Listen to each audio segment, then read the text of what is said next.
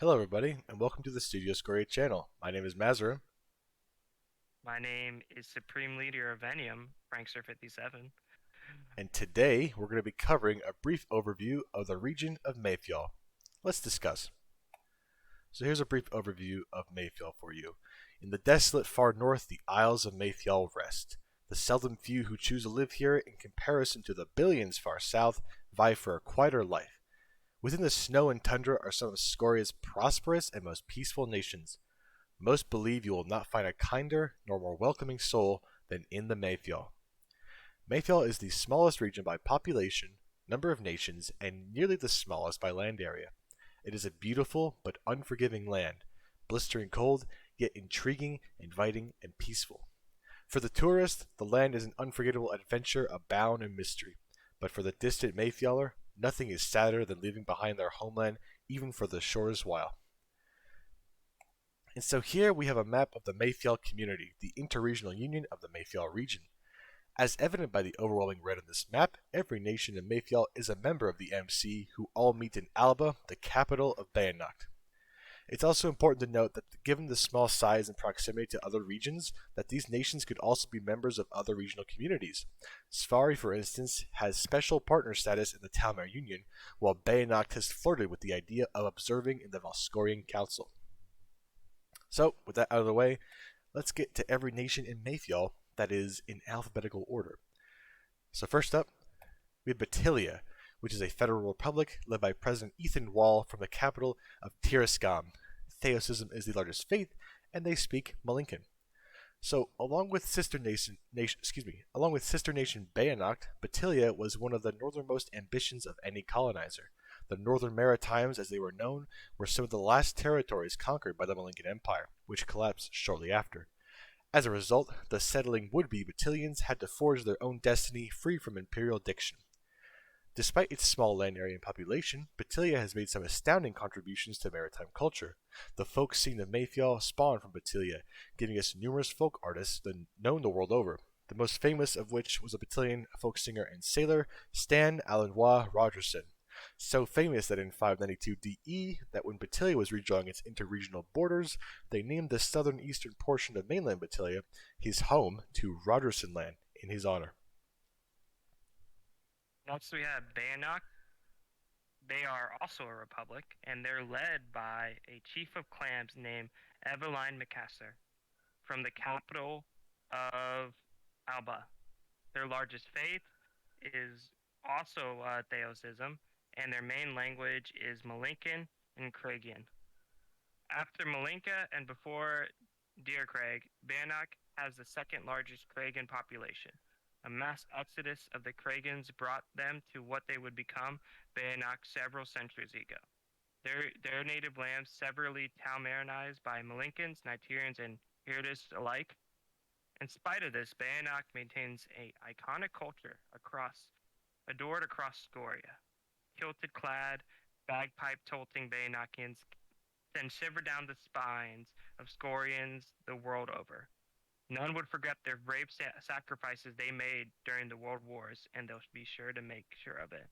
There's a famous Denossen proverbs.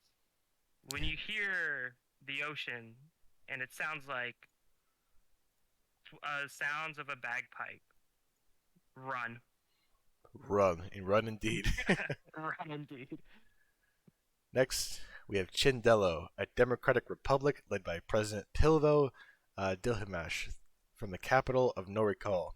Theosism is also the largest faith in Cindello, and they speak Bahian. So you might be wondering, the Malinkans were not the only Talmari nation to make it to Mayfjall. Cindello is actually one of the earliest colonies of the Bahian Empire, who were in fact the first to circumnavigate the region in the 100s DE. Cindello, while notable for its vibrant culture, a blend of the native Mayfjaller and Bahian colonial, is perhaps far better remembered for having the only democratically elected collectivist government in history. During World War II, the Chandellans elected collectivist leader Esteban Agramonte, who ruled the nation for 20 years, and during that period, opposition parties remained legal and freedom of speech was paramount, a trait not commonly shared with historic collectivist governments.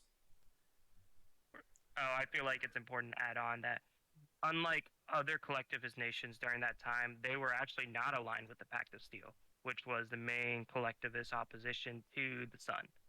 And actually, many at ways worked with the Sun to help vanquish the Pact of Steel. Yeah, when we get more into World War II, we'll elaborate more on those factions and stuff. It's very important. But moving on to Nilak, a federal republic led by President Higalik from the capital of Sarsut. Totegism is the largest faith, and they speak Nilakan and Talataman.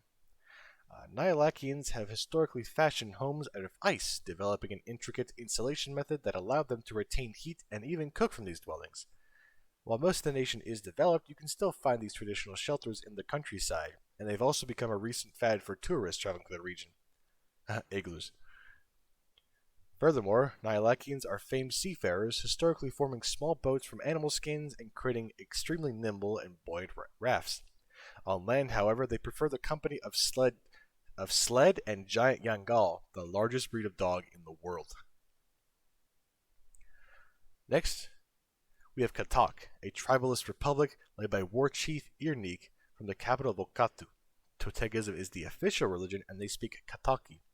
So let's use this opportunity to define a tribalist republic, since this government type shows up pretty frequently in Scoria, especially if you see our previous videos on Casavea. So what does a tribalist republic mean?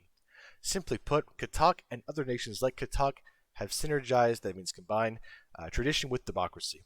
The tribal republic makes sure everyone's voice is heard, but the offices they elect in their officials, the office they elect to their officials may vary. In Katak's case, the war chief rules for 10 years, so they have elections every 10 years, and can be elected indefinitely, serving as the head of state, military, and faith for the Kataki people. It's also fundamental to note, Kataki and Nilakians are culturally very similar, and the two share very good relations. The key differences here are between them are ideologically and linguistically.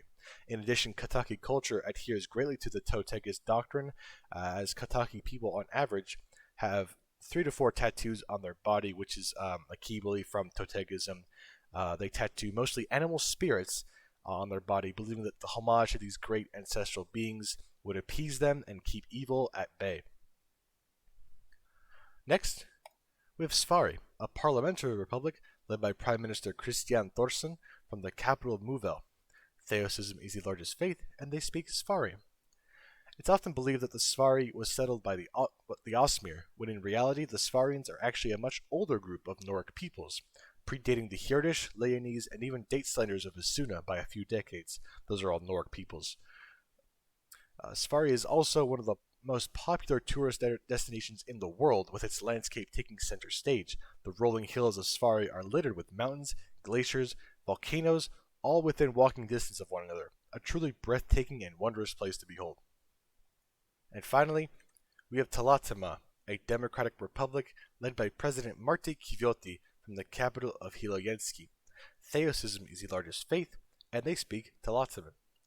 A cultural isolate, the Talatamans are closely related to the Chincharians and Cardvemians of Asuna, and it's often believed their ancestors crossed over the North Pole when it was far warmer 1,000 years ago, still maintaining key cultural and linguistic ties to interior of Asuna.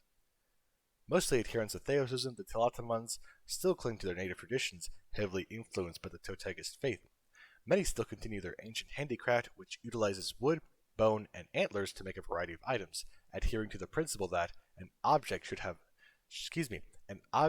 should serve a purpose as opposed to being purely decorative, an indicator of their steadfast affirmation of necessity over opulence. And with that said, that is the entirety of Maifjall.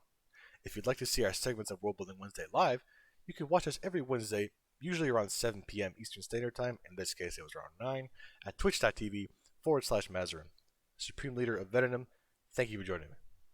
It was a pleasure to be here. Really appreciate it. Thank you so much for watching, and we'll see you in the next one.